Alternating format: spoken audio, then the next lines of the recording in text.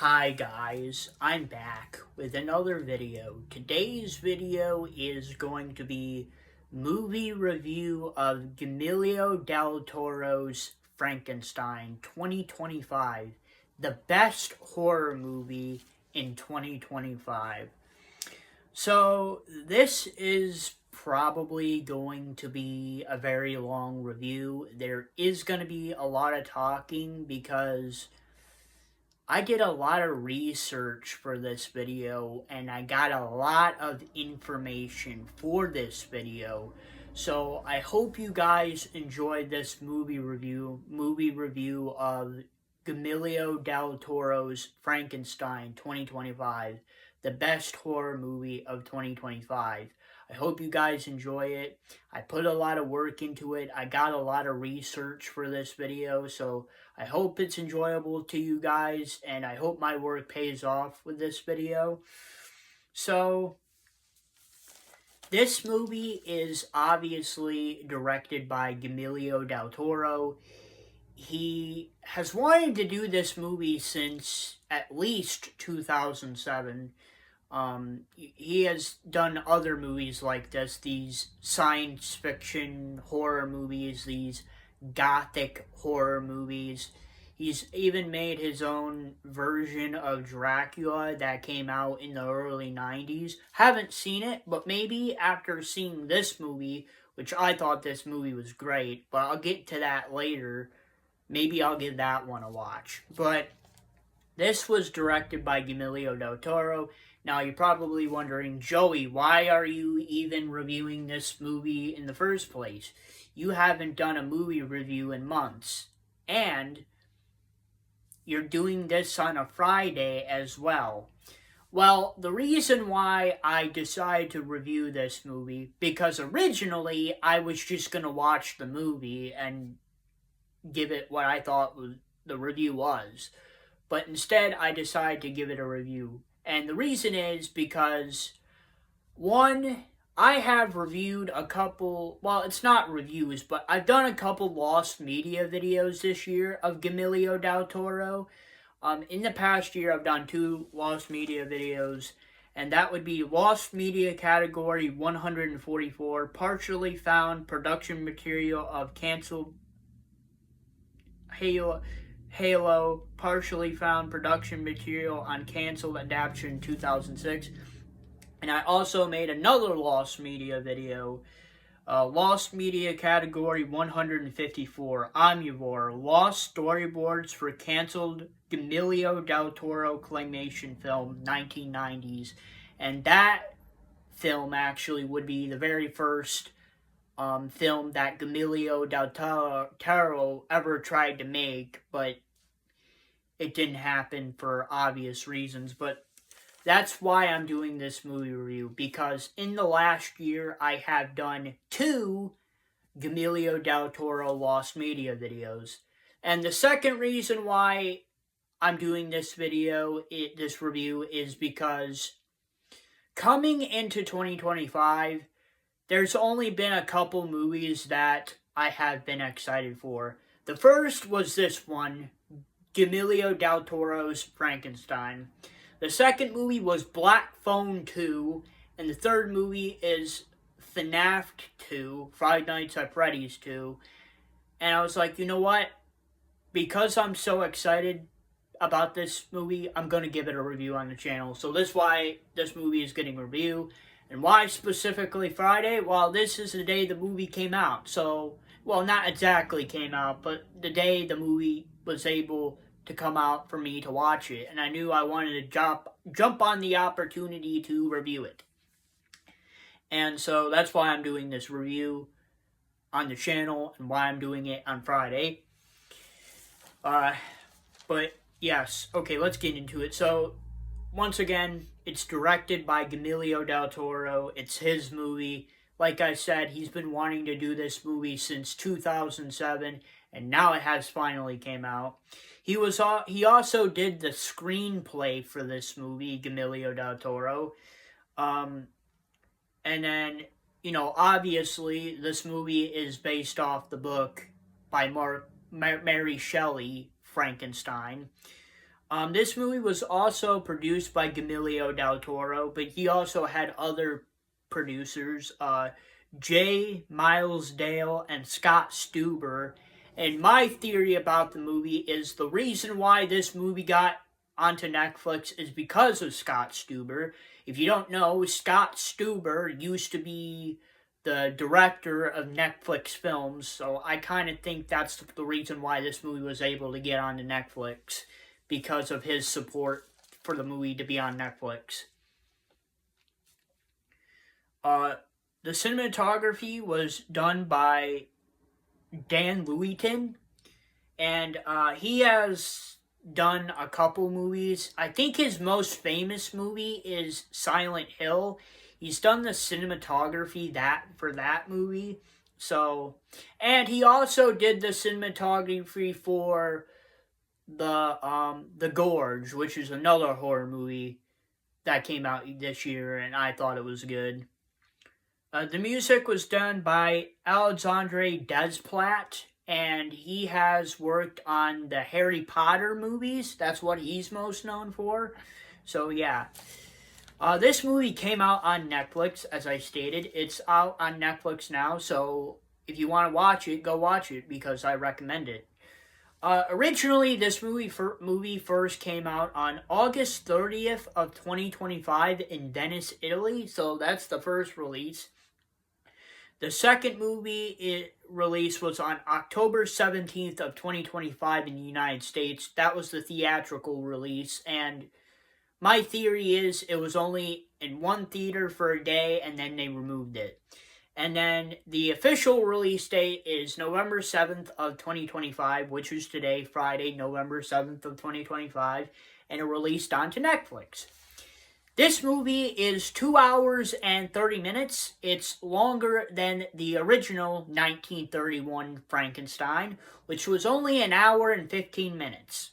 So this movie has an hour and 15 more minutes of movie than that one. So this will probably be the longest movie review I have ever done on the channel because of a lot of the information, and I hope you guys enjoy it, and I hope my work pays off. But this is going to be a long review, and there's going to be a lot of talking, and I'm going to give a lot of information about this movie because I have a lot to talk about. Now, the second longest movie review is going to be movie review of Beetlejuice, and that was a good movie, and I reviewed that last year, and if you haven't checked out that movie review, go check it out. I will link the Guillermo del Toro Lost Media videos and that movie review in the comments in the description of this video. So, this movie has a $120 million budget, and the box office was only $313,641, which is not a lot, but my reason for that is because it was probably in only movie theaters for one day, because this is a very long movie. This is a 2 hour and 30 minute movie. Like I said earlier, the original 1931 Frankenstein was only an hour and 15 minutes. So this movie has an hour and 15 more minutes of movie. Okay, so who's in this movie? Well, Oscar Isaac plays as Victor Frankenstein. Jacob Glordy plays as Frankenstein's monster. Mia Goth plays as Elizabeth Harlander, which is the wife of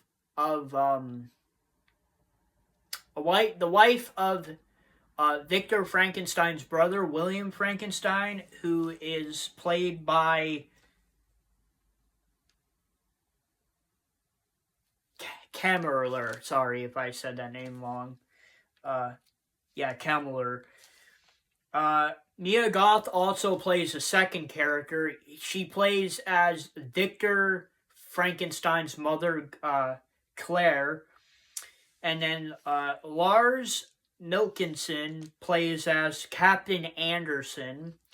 Christopher Waltz as Henry Harlander, Elizabeth's uncle, David Bradley as the old man, Charles Dance as Victor's dad, Baron Frankenstein, and that's the cast for this movie. The cast has a lot of young, upcoming actors, but it also has a lot of veteran actors. Like Oscar Isaac is a veteran actor. Jacob Gordy is an upcoming actor. He's most known for The Kissing Booth and doing a lot of Netflix films, so I'm not surprised he plays Frankenstein's monster in this movie. Mia Goth, she's the horror queen. She's been in a lot of horror movies, but she is most known for her roles in X, Toro, and Maxine. Go check out those movies if you haven't seen them, because they're really good. Kamler is a new upcoming actor. Lars Milkinson is a veteran actor. Christopher Waltz is a veteran actor. Dave Bradley is a veteran actor. Charles Dance is a veteran actor. So a good mixture of veteran actors and young upcoming actors. And I think that's why this movie did really good. So, like I said, this is a 2-hour and 30-minute movie, so it's a lot to talk about. The next part is going to be me, talking about the history of Frankenstein. Just the movies as a whole. So, as a whole, there has been 423 Frankenstein movies, not including the original Frankenstein. 204 short films that involve Frankenstein. 78 TV series that involve Frankenstein. 287 TV episodes of Frankenstein. And there is 9 remakes of the original Frankenstein. Now, I'm not counting sequels to Frankenstein. I'm just talking about Frankenstein itself. The original 1931 Frankenstein. That movie has 9 remakes, including 10 now, because Guillermo del Toro's Frankenstein 2025 is the 10th remake. But let's go over the history of these remakes. So, like I said, the original Frankenstein came out in 1931. It's the OG Frankenstein movie. It's not accurate to the book, but it's what we got. And it was directed by James Whale. And Frankenstein 1931, I gave it 8 out of 10. It's great. And then there's Frankenstein, The True Story, which came out in 1973. It was directed by Jack Smite, and I gave it an 8 out of 10. Or 6 out of 10, I'm sorry. I thought it was a good movie. And then there was The Terror of Frankenstein, directed by Calvin Floyd, that came out in 1977. And I thought that was a good movie. And then Frankenstein, directed by James Ormerod, and that came out in 1984, and that was a bad movie, and I gave it a 3 out of 10. And then there's Frankenstein, directed by Burt Brickenoff in 1986. It's a 5 out of 10. I thought the movie was average. And then there was Frankenstein, directed by David Witz in 1992. I gave it a 4 out of 10. I thought it was average. And then there was Frankenstein, directed by Kenneth Drydenhaugh, and that came out in 1994, and I thought that was a good movie, and I gave it a 5.5 out of 10.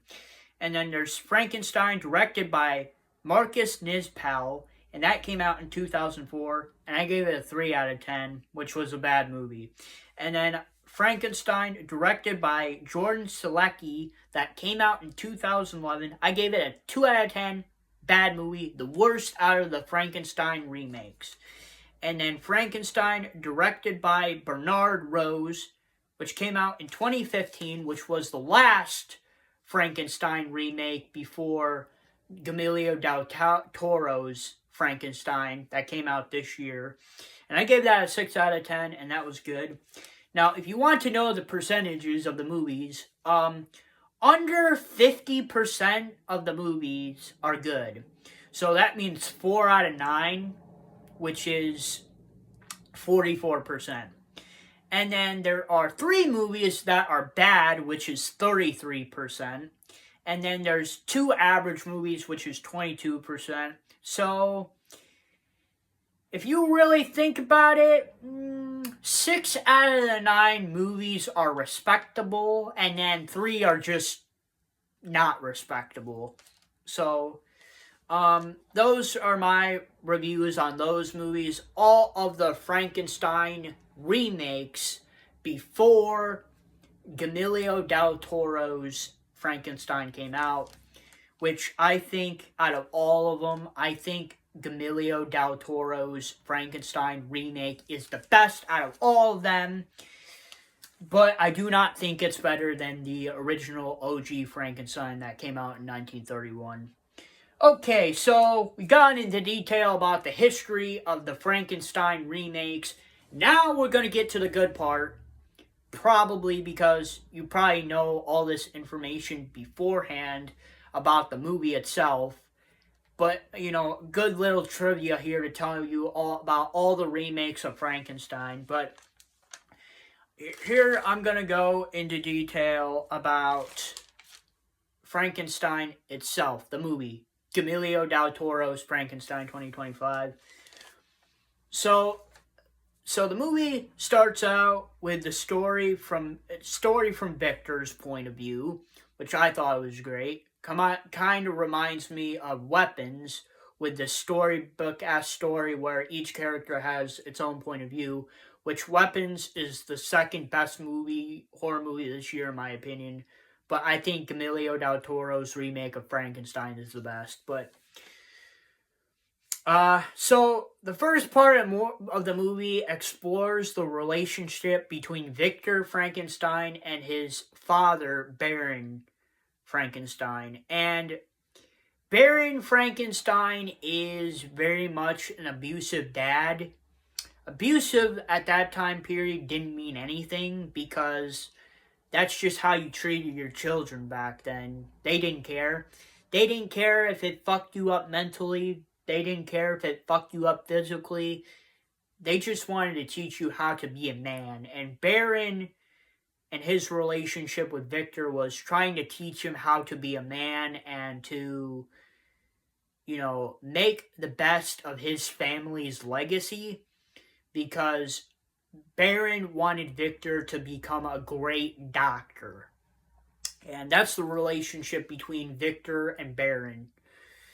Then there's the relationship between his relationship with his mother, Claire.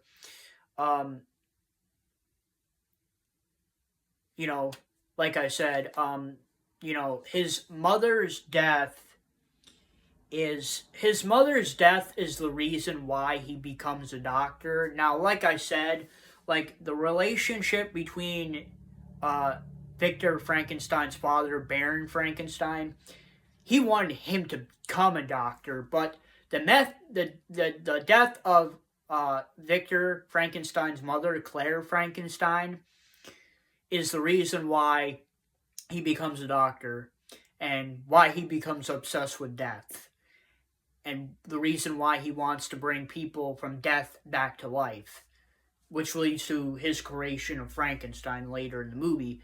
But, like I said, Baron, which is the father of Victor Frankenstein, is very abusive and very much wants Victor to uphold the family legacy, while Victor Frankenstein's mother, Claire, is very sweet, very motherly-like, and wants the best for her child. And they're literally best friends until she dies. So basically, what happens is, and I'm going to say this right now. This is all spoilers. If you have not seen the movie, go freaking watch the movie because it's great. But Spoilers. I've already spoiled the movie for you already, but whatever. I don't care. This is my review. I'm talking about this fucking movie. But anyways, but yeah, Claire Frankenstein, the reason why she died is because she died during childbirth. She died when having Victor Frankenstein's brother, William Frankenstein, and that's what leads him to becoming a doctor. That's what leads him to becoming obsessed with death and bringing people back to life from death to life. And that's why he becomes insane. Because his mother's death. And it brought a lot of anger and a lot of other issues to him. And I think that was really good. And then you also explore the relationship between Victor and William. William is his brother, William Frankenstein. And it's not really shown off a lot in the movie, but you can tell the two brothers have tension with each other. And, you know, they're brothers. Of course they're going to have tension. But it seems like Victor wants to try to do better than William. But William is the favorite child of the father, Baron Frankenstein. But, you know, that's how the movie went.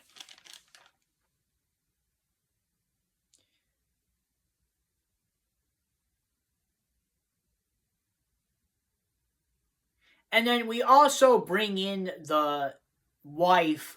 Well, at first, you know, they're not married, but then they become married later in the movie. But basically, it shows off the brother's wife, Elizabeth, which Elizabeth has kind of a weird relationship with Victor. Like, it implies that they might be cheating. Like, Victor might be cheating on Elizabeth, William's wife. But they have a weird relationship in the movie. But it shows their relationship. And then, you know...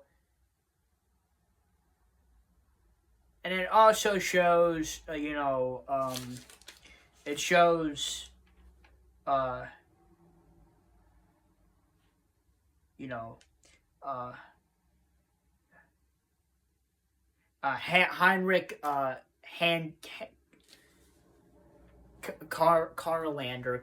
sorry, I forgot his name for a second, but Heinrich Harlander, the uncle of Elizabeth, and they had a relationship, and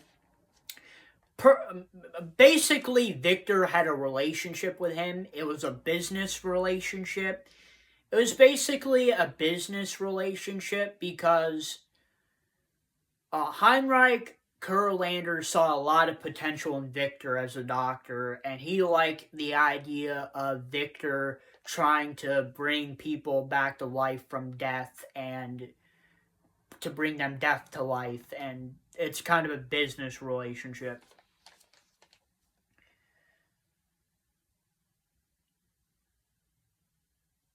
And then, you know, basically all of this stuff leads to, you know, Victor becoming a doctor, you know, and Victor is a very, you know, crazy doctor because he wants to bring somebody from death back to life. And then, you know, obviously he tries to find a laboratory so he can do his experiments and try to bring a human back to life. And then, you know, Victor tries to find the right patient to become Frankenstein. And basically, this leads to a weird part of the video. This is kind of historical. So, the events of this movie take place between 1855 and 1857. So, the first part of the movie takes place in early 1855, late 1855. And then, you know, the Frankenstein part, we get to that later because Frankenstein has his own point of view. That's like early 1856, late 1857. And so, basically, like I said... Victor is trying to find a patient to make Frankenstein. And my theory on that is Victor tries to find a victim of war. Now, Britain was in many wars during this time period, during the 17th century, in the 1800s. But here's a couple wars that I think he may have gotten his patient from.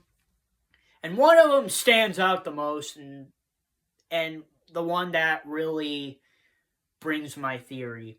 So the first is the Tsunaki Marabout War, which was a war in Africa.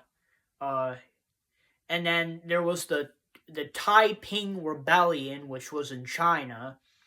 And then there was the Crimean War. And then there was the Second Opium War, which was also in China. And then there was the Anglo-Persian War. So my best theory is that this was most likely the Crimean War, which was probably the biggest war at the time, because Russia was trying to get Crimea from the Ottoman Empire at the time. And, it got the British and the French involved, and that was a war. My theory is that war was taking place at the time, and there was a bunch of dead British soldiers, and I think that Victor wanted to use one of the British soldiers, unquote, unnamed British soldier, as his patient. And that's where he gets the idea of bringing a person from death back to life. And then it basically shows how Victor Frankenstein puts together Frankenstein, and it shows how he makes Frankenstein and how he makes him into a human. And then it shows how Frankenstein comes to life. And then, basically the story goes as follows. Victor treats Frankenstein like a monster instead of a human being. And he holds him captive and treats him like a monster and not a human. And it's just terrible. And then it shows the relationship between Elizabeth and Frankenstein's monster. Victor is kind of the crazy, evil, mad scientist, lunatic doctor that treats Frankenstein's monster as a monster and not a human.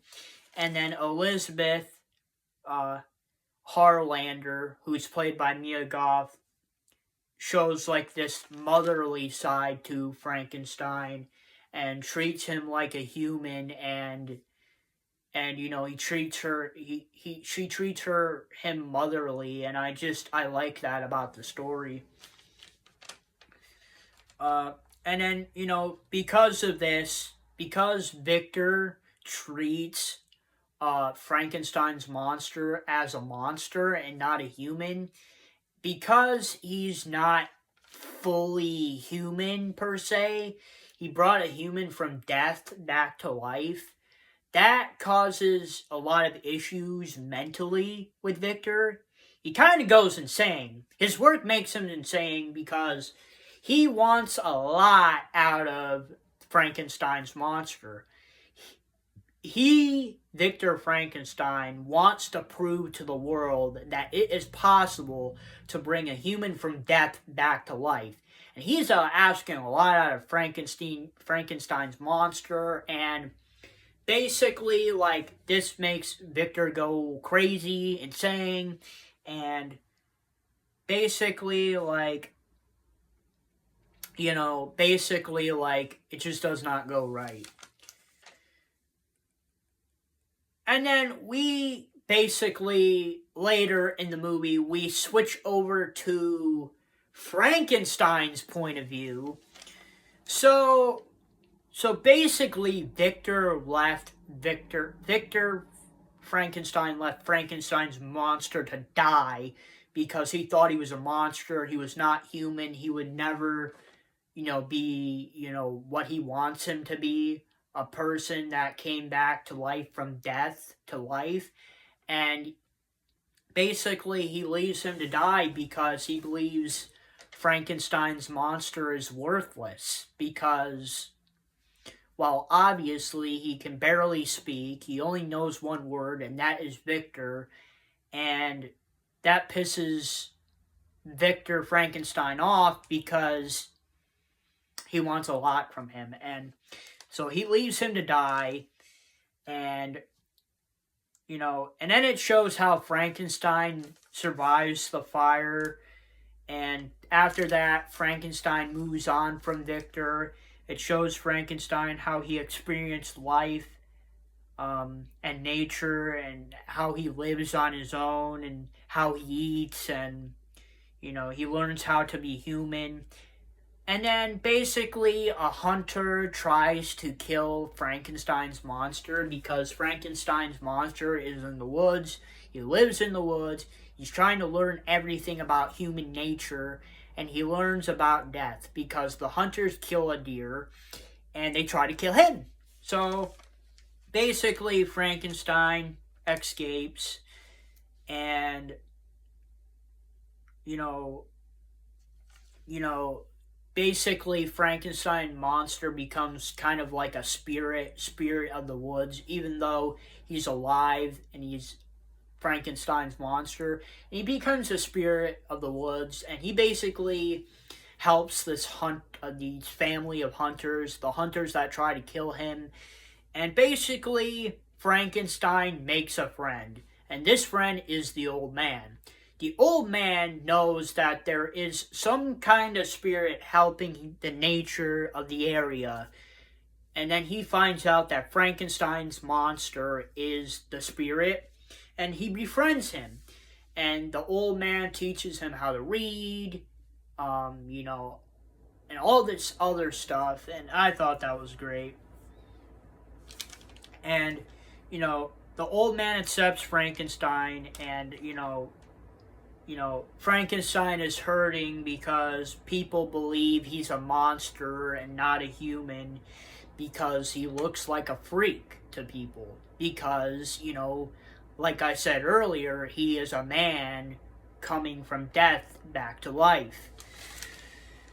And then, wolves try to kill the old man, but it fails because Frankenstein saves the old man, his best friend. And then the hunters believe that Frankenstein monster, because he is a monster, is trying to kill the old man. But that's not true.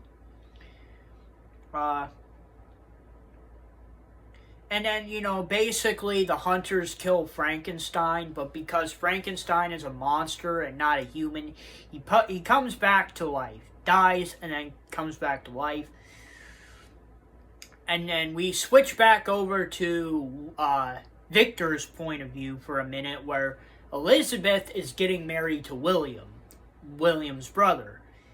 And, Frankenstein, in the meantime, is going to get revenge and try to find Victor.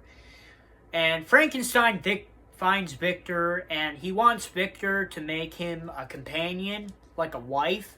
Which, that's a sequel for Frankenstein, but we're not going to talk about that in this video. But basically, Victor refuses because he believes that he failed the first time.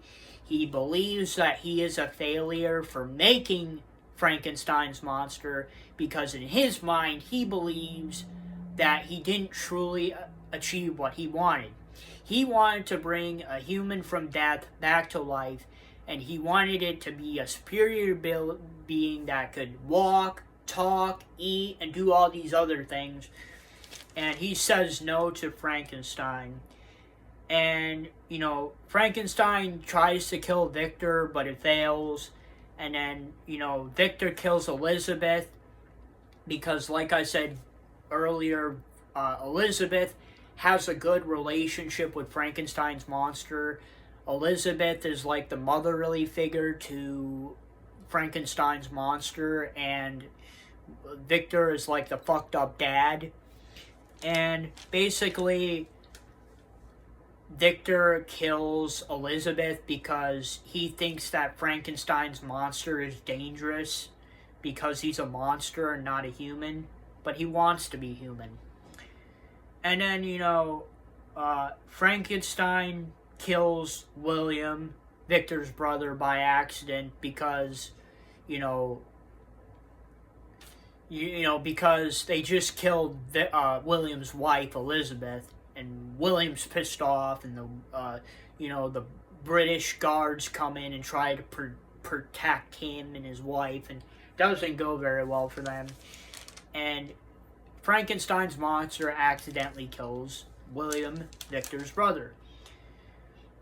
And then Frankenstein humbles Victor by saying that you might be my curator, but I'm becoming your master, which I thought was a very powerful moment in the movie, saying that, yes, Frankenstein is a monster. Yes, Frankenstein is a human. Yes, Frankenstein's monster came back to life from death.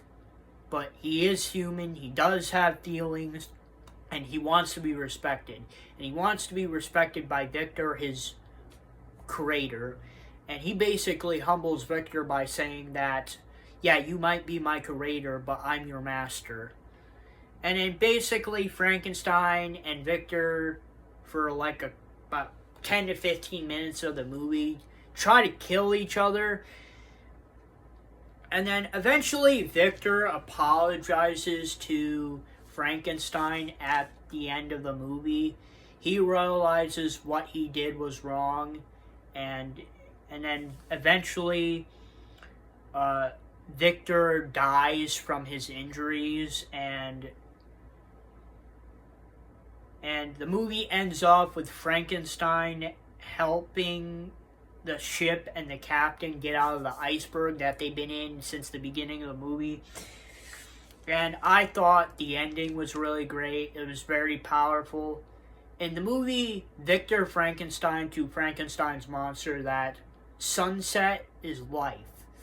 And at the end of the movie, Frankenstein walks into the sunset. And he moves on from Victor. He moves on from his past. And now, instead of being a monster, he's going to try to be a human. And the ending is great because it's not a bad ending. It's actually a great ending because you can imagine what Frankenstein's life is going to be now. It's up to your own interpretation of what you believe. And I thought that was a great ending. And that's basically the whole story. Basically the whole story of this movie. Now, I think I'm going to get into my review of this.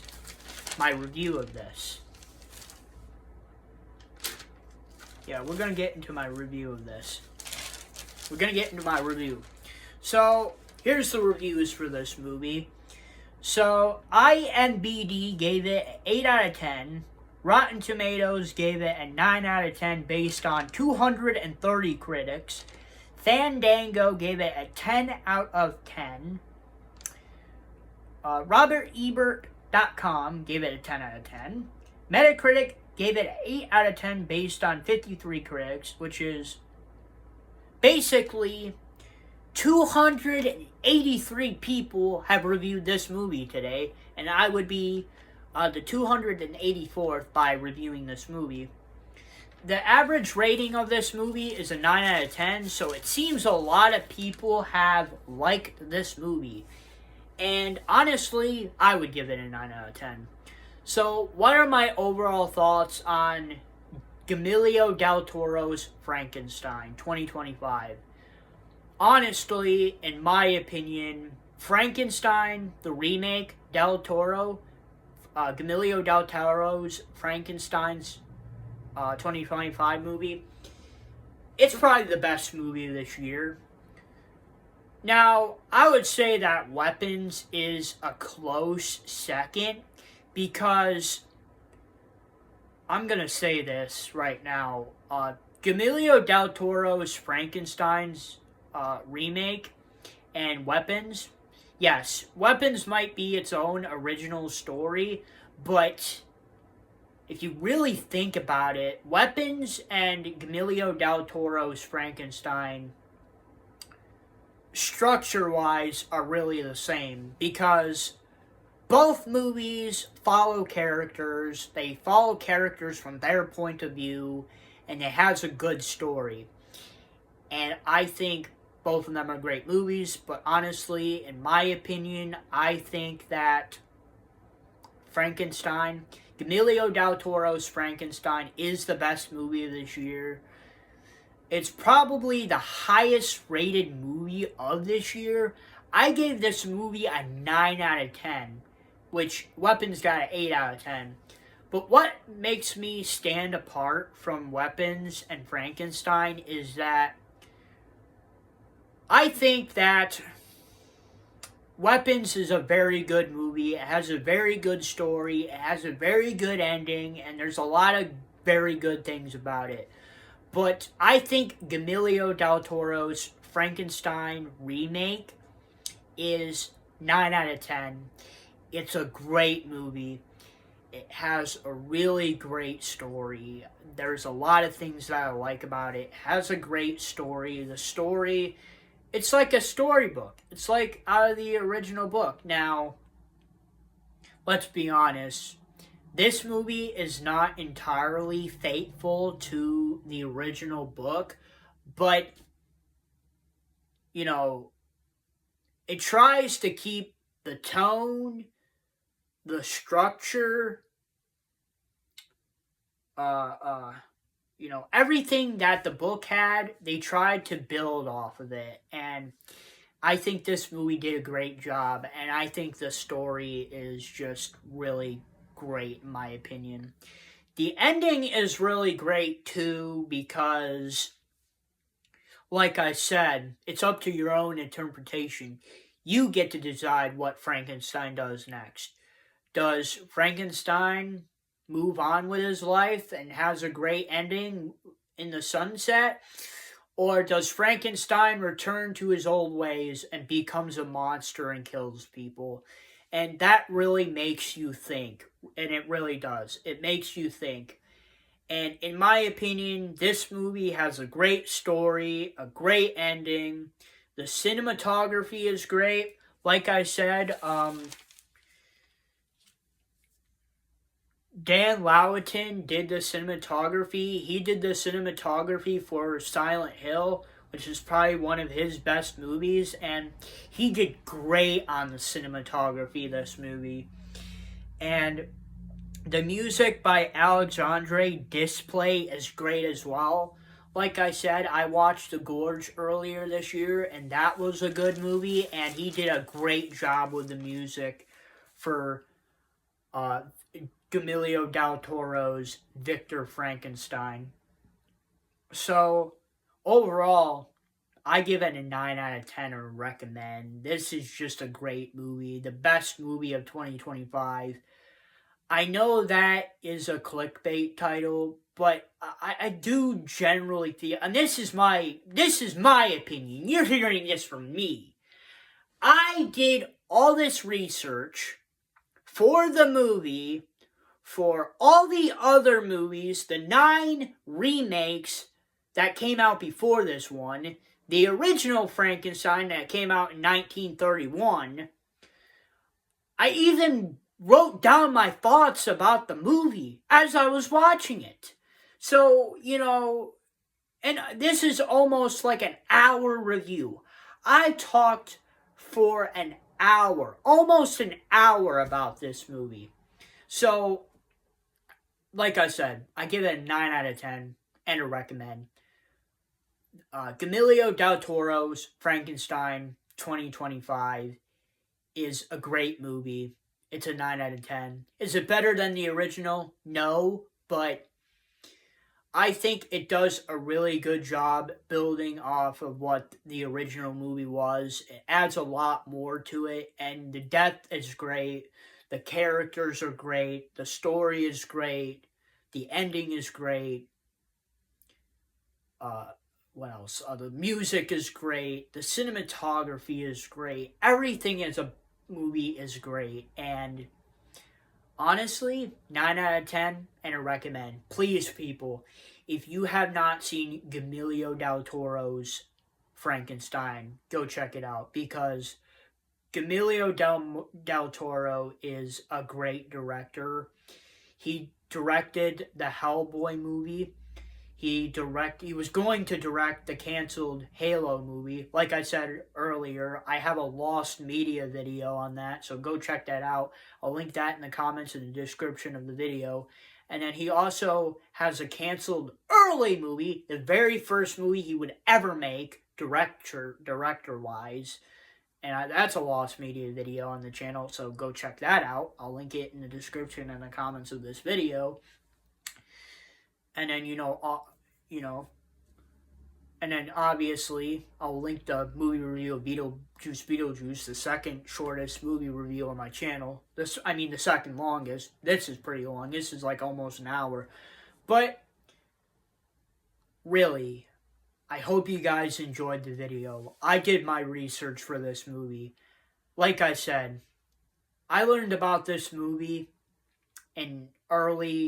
I learned it about late 2024, and when I heard Guillermo del Toro was going to be directing a remake of Frankenstein, I got very excited, because I know what this guy can do. He's a great director on Hellboy. He would have been a great director on the Halo movie, and he's done a lot of similar movies like this. Like I said, he has a remake of Dracula. He has made a lot of gothic horror movies. He's made a lot of science fiction horror movies. Have I seen every horror movie he has made? No. Have I ever seen every movie he has made? No. But Guillermo del Toro is a great director. This is a great movie. He was inducted on the Hollywood Walk of Fame in 2019. So he deserves a lot of recognition. And over the past year, I've done 3 videos. So, like I said, guys, 9 out of 10. Recommend. I hope you guys enjoyed this video. I did my research. I hope you guys enjoyed. I've talked about this movie for almost an hour. I hope you guys enjoyed. I hope my hard work goes a lot in this video. And that's my movie review of Guillermo del Toro's Frankenstein 2025, the best horror movie of 2025. And if you guys like this video, please don't forget to please like, subscribe, and comment. And I'll see you guys next time. Peace, period.